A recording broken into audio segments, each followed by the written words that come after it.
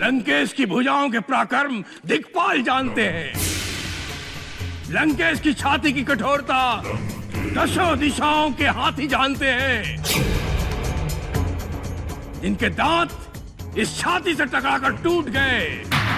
लंकेश जब चलते हैं तो धरती डगमग डगमग डोलती है, जैसे कोई हाथी नाव पर सवार होकर जा रहा हो। मैं क्या हूं उसके साक्षी स्वयं महादेव हैं, जिनकी पूजा मैं अपने शीश रूपी पुष्प चढ़ाकर करता हूं। और तुम मेरे सामने उस तुच्छ राम के गुणों का बखान कर रहे हो। वानरों की सहायता से सेतु बांध लिया तो कौन सा बड़ा कार्य कर लिया।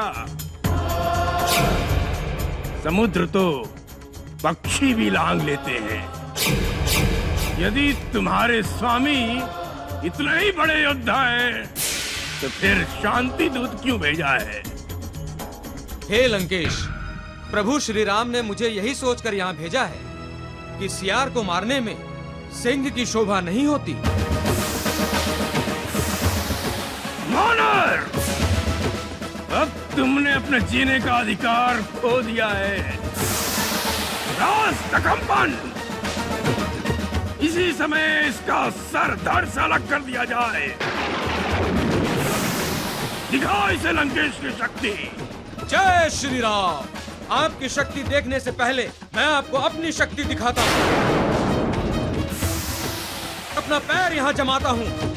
यदि तेरा कोई योद्धा मेरे पैर को इस धरती से उठा दे, तो मैं अपने प्रभु श्री राम की ओर से ये वचन देता हूँ कि वो अपनी हार मानकर लंका से वापस चले जाएंगे।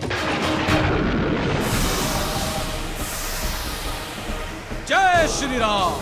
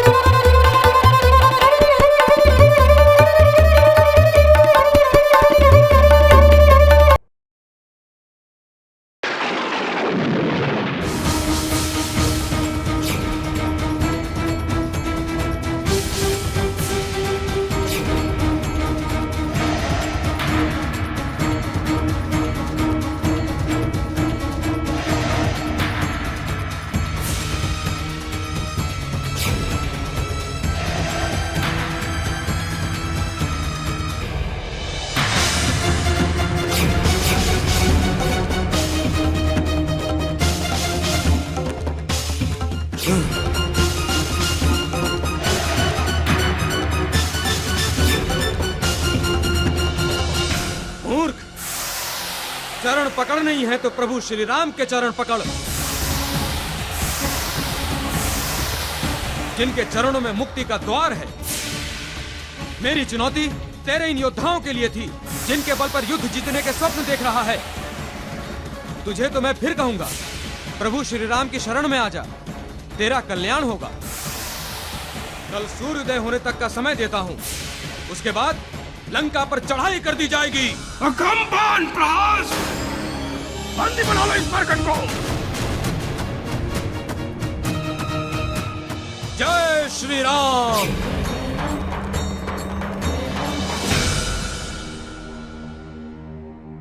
प्रभु श्री राम के शांति दूत ने लंकेश को कल सूर्योदय तक का समय दिया है सीता। अर्थात कल का सूर्योदय होने से पहले महाराज लंकेश को प्रभु श्री राम की शरण में जाकर तुम्हें सम्मान सहित उन्हें लौटा देना चाहिए। नहीं तो क्या माता?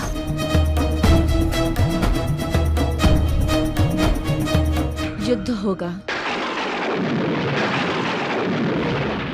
अभी भी एक रात में होनी को बदला जा सकता है। लंका पर आया ये संकट टल जाएगा यदि ये युद्ध ना हो। युद्ध तो वीरों की रण क्रीड़ा है नाना जी। लंकेश, जिस क्रीड़ा में यश की, धन की, जीवन की हानि हो, लाभ और प्राप्ति कुछ भी नहीं, न यश मिले, न कीर्ति मिले, न राज्य का विस्तार हो, न राजकोष बढ़े, वो क्रीड़ा केवल शरीर के अंगों को पीड़ा देती है। और फिर तुम ये क्यों भूलते हो, संधि का प्रस्ताव शत्रु पक्ष की ओर से आया। नाना जी, शायद आपने संधि की शर्त नहीं सुनी। शर्त है सीता को सम्मान पूर्वक लौटाना, अर्थात हार मानना। संसार ये कहेगा त्रिलोक विजेता लंकेश ने एक नारी के लिए अस्त्र फेंककर अपनी पराजय स्वीकार ली। मैं जानता हूं तुम दिग्विजयी हो, परंतु इस समय चारों ओर तुम्हारा हित चाहने वाला कोई नहीं है पुत्र। सभी गंधर्व, ऋषि मुनि, देवता, यहां तक कि ब्रह्मा और शिवशंकर, जिन्होंने तुम्हें वरदान दिए हैं, वो भी राम की विजय कामना करते हैं। लंकेश, दो ही पक्ष बनाए हैं ब्रह्मा जी ने, देव और दानव। देवताओं का बल है धर्म और दानवों का पक्ष अधर्म, परंतु अंत में विजय हमेशा धर्म की ही होती है। नाना जी, आप ये कहना चाहते हैं यदि युद्ध हुआ तो विजय उन तुच्छ वानरों की होगी? निसंदेह। आप भ्रमित हो गए हैं नाना जी। तुम जिन्हें तुच्छ वानर समझ रहे हो, उनमें कितने देवताओं के अंश हैं ये शायद तुम नहीं जानते। वीरता पर बुद्धि का अंकुश लगाना आवश्यक है, इसलिए कभी कभी युद्ध ना करना ही बुद्धिमानी होती है। और इसका अवसर तो स्वयं शत्रु ने तुम्हें दिया है। संधि का प्रस्ताव शत्रु पक्ष की ओर से आया है, इसलिए संधि करने पर भी तुम्हारा ही मस्तक ऊंचा होगा। नाना जी, संधि का हाथ वो बढ़ाता है जो अपने आप को निर्बल समझता है। वो हमारी शक्ति से डर गया है। ये हमारी विजय का पहला लक्षण है। नाना जी, राजनीति और रणनीति मुझ पर छोड़ दीजिए। आप जाकर विश्राम कीजिए। ठीक है पुत्र, होनी बलवान है, होगा वही जो प्रारब्ध में है।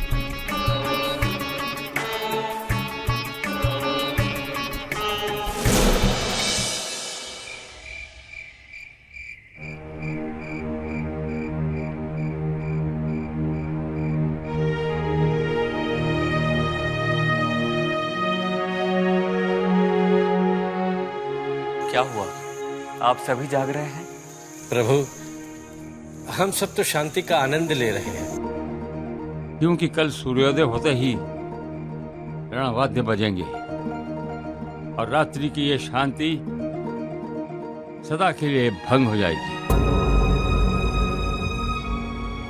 निद्रा का सुख तो आप भी नहीं ले रहे हैं रघुनंदन। महाराज सुग्रीव, जब हम समुद्र से समुद्र पार जाने का मार्ग मांग रहे थे तब हम अशांत थे, क्योंकि हमें लंका जाने का मार्ग नहीं मिल रहा था।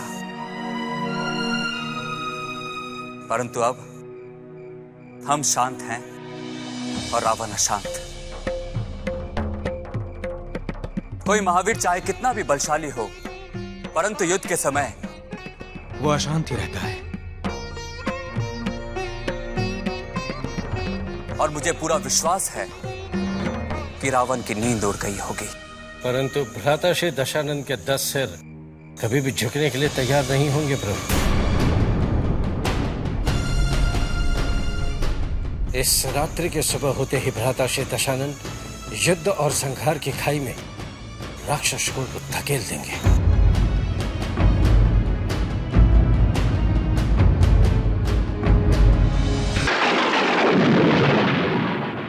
राक्षस कुल का विनाश केवल आप ही टाल सकते हैं लंकेश। इस समय दानवराज नहीं, एक पुत्री का पिता आपसे कुछ मांगने आया है, विनती करने आया है कि सीता को आदर सहित उसके पति को लौटा दीजिए। इसी में राक्षस कुल का कल्याण है।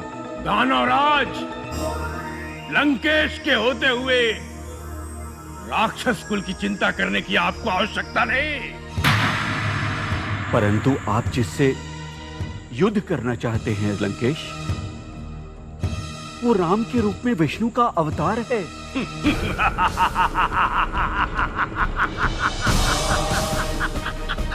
विष्णु का अवतार। दानवराज, लंकेश जब विष्णु के सामने नहीं झुका तो विष्णु का अवतार उसके लिए क्या महत्व रखता है? दानवराज, आप ये मत भूलिए, लंकेश का शीश कट सकता है, झुक नहीं सकता।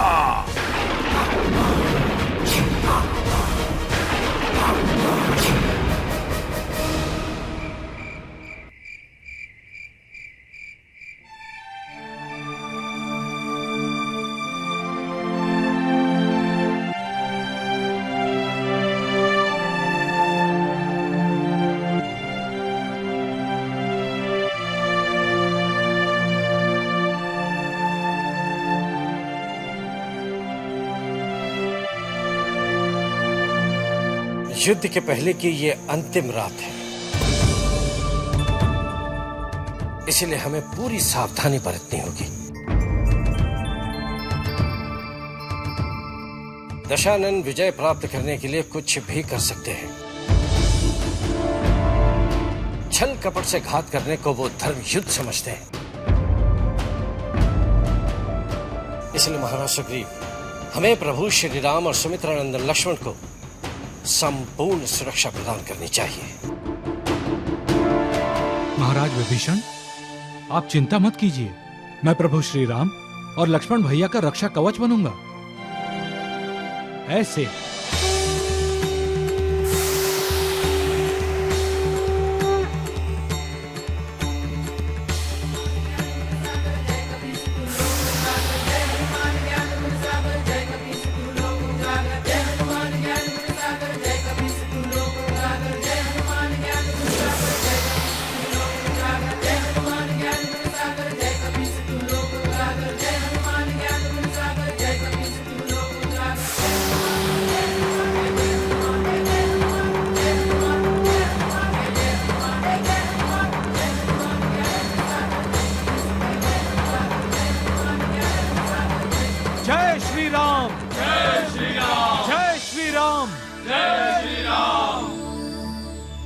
त्रिजटा, लंकेश को समझाने का हर प्रयास विफल हो गया है। पता नहीं लंकेश सीता को क्यों नहीं लौटा रहे। लंकेश किसी की भी बात सुनने को तैयार नहीं है। उसका विनाश काल जो आया,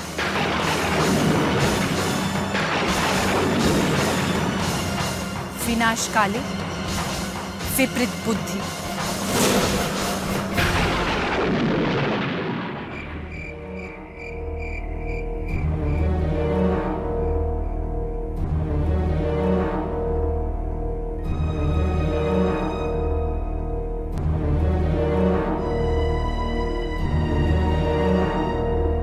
महाराज विभीषण की जय हो। क्या समाचार लाए हो? दशानन लंकेश ने सबकी प्रार्थना और परामर्श को ठुकरा दिया है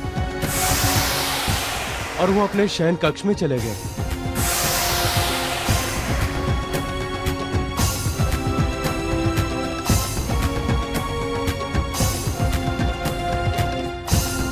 तो इसका तात्पर्य ये हुआ कि अब युद्ध अटल है।